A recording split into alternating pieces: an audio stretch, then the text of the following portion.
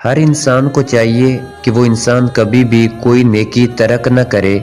نہ جانے اللہ عز و جل کو اس کی کون سی نیکی پسند آ جائے،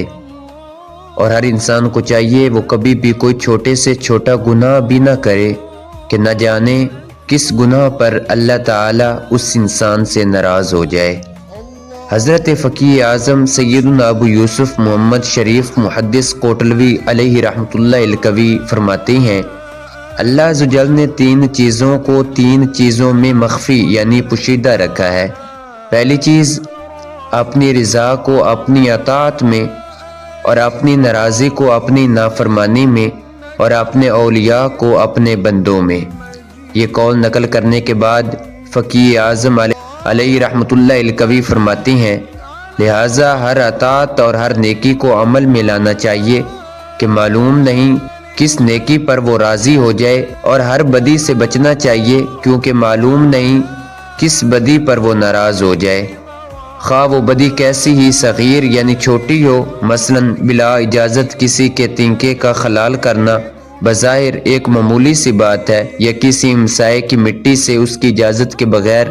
ہاتھ دھونا گویا ایک چھوٹی سی بات ہے، مگر ممکن ہے کہ اس برائی میں ہی اللہ تعالیٰ کی ناراضی مخفی یعنی پوشیدہ ہو، تو ایسی چھوٹی چھوٹی باتوں سے بھی بچنا چاہیے۔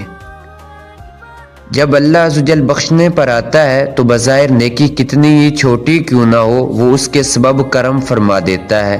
جیسا کہ ایک عورت کو صرف اس لیے بخش دیا گیا کہ اس نے ایک پیاسے کتے کو پانی پلایا تھا۔ سرکار صلی اللہ علیہ وآلہ وسلم کا فرمان علی شان بھی ملتا ہے کہ ایک شخص نے راستے میں سے ایک درخت کو اس لیے ہٹا دیا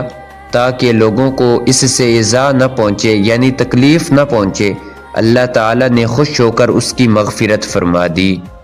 جب اللہ عز و جل رحمت کرنے پر آتا ہے تو یوں بھی سبب بناتا ہے کہ کسی ایک عمل کو اپنی بارگاہ میں شرف قبولیت عطا فرما دیتا ہے، اور پھر اسی کے باعث اس پر رحمتوں کی بارش کر دیتا ہے۔ لہٰذا اب ایک حدیث مبارک پیش کی جاتی ہے جس میں متعدد ایسے لوگوں کا بیان کیا گیا ہے کہ وہ کسی نہ کسی نیکی کے سبب اللہ عز و جل کی گرفت سے بچ گئے، اور رحمت خداوندی نے انہیں اپنے آغوش میں لے لیا۔ چنانچہ حضرت سیدنا عبد الرحمن بن سمرہ رضی اللہ تعالی عنہ سے روایت ہے، ایک بار حضور اکرم نور مجسم شاہ بنی آدم صلی اللہ علیہ وآلہ وسلم تشریف لائے اور ارشاد فرمایا، آج رات میں نے ایک عجیب خواب دیکھا کہ ایک شخص کی روح قبض کرنے کے لیے ملک الموت علیہ السلام تشریف لائے، لیکن اس کا ماں باپ کی اطاعت کرنا سامنے آ گیا اور وہ بچ گیا۔ ایک شخص پر عذاب قبر چھا گیا لیکن اس کے وضو کی نیکی نے اسے بچا لیا۔ ایک شخص کو شیاطین نے گھیر لیا لیکن ذکر اللہ کرنے کی نیکی نے اسے بچا لیا۔ ایک شخص کو عذاب کے فرشتوں نے گھیر لیا لیکن اسے اس کی نماز نے بچا لیا۔ ایک شخص کو دیکھا کہ پیاس کی شدت سے زبان نکالے ہوئے تھا، پانی پینے جاتا تھا مگر لٹا دیا جاتا تھا کہ اتنے میں اس کے روزے آ گئے اور اس نیکی نے اس کو سیراب کر دیا۔ ایک شخص کو دیکھا کہ جہاں انبیاء کرام علیہم السلام حلقے بنائے ہوئے تشریف فرما تھے وہاں اس کے پاس جانا چاہتا تھا لیکن دھتکار دیا جاتا تھا کہ اتنے میں اس کا ایک غسل جنابت کرنا آیا اور اس نیکی نے اس کو میرے پاس بٹھا دیا۔ ایک شخص کو دیکھا کہ اس کے آگے پیچھے دائیں بائیں اوپر نیچے اندھیرا ہی اندھیرا ہے اور وہ اس اندھیرے میں حیران و پریشان ہے، تو اس کے حج عمرہ آ گئے اور ان نیکیوں نے اس کو اندھیرے سے نکال کر روشنی میں پہنچا دیا۔ ایک شخص کو دیکھا کہ وہ مسلمانوں سے گفتگو کرنا چاہتا تھا لیکن کوئی اس کو منہ نہیں لگاتا، تو صلہ رحمی یعنی رشتہ داروں سے حسن سلوک کرنے کی نیکی نے مومنین سے کہا کہ تم اس سے بات چیت کرو، تو مسلمانوں نے اس سے بات کرنا شروع کر دی۔ ایک شخص کے جسم اور چہرے کی طرف آگ بڑھ رہی ہے اور وہ اپنے ہاتھ سے بچا رہا ہے، تو اس کا صدقہ آ گیا اور اس کے آگے ڈھال بن گیا اور اس کے سر پر سایہ فگن ہو گیا۔ ایک شخص کو زبانیہ یعنی عذاب کے مخصوص فرشتوں نے چاروں طرف سے گھیر لیا، لیکن اس کا امر بالمعروف اور نہی عن المنکر آیا، یعنی نیکی کا حکم کرنے اور برائی سے منع کرنے کی نیکی آئی اور اس نے اسے بچا لیا اور رحمت کے فرشتوں کے حوالے کر دیا۔ ایک شخص کو دیکھا جو گھٹنوں کے بل بیٹھا ہے لیکن اس کے اور اللہ عز و جل کے درمیان حجاب یعنی پردہ ہے، مگر اس کا حسن اخلاق آیا، اس نیکی نے اس کو بچا لیا اور اللہ عز و جل سے ملا دیا۔ ایک شخص کو اس کا اعمال نامہ الٹے ہاتھ میں دیا جانے لگا تو اس کا خوف خدا عز و جل آ گیا اور اس عظیم نیکی کی برکت سے اس کا نامہ اعمال سیدھے ہاتھ میں دے دیا گیا۔ ایک شخص کی نیکیوں کا وزن ہلکا رہا مگر اس کی سخاوت آ گئی اور نیکیوں کا وزن بڑھ گیا۔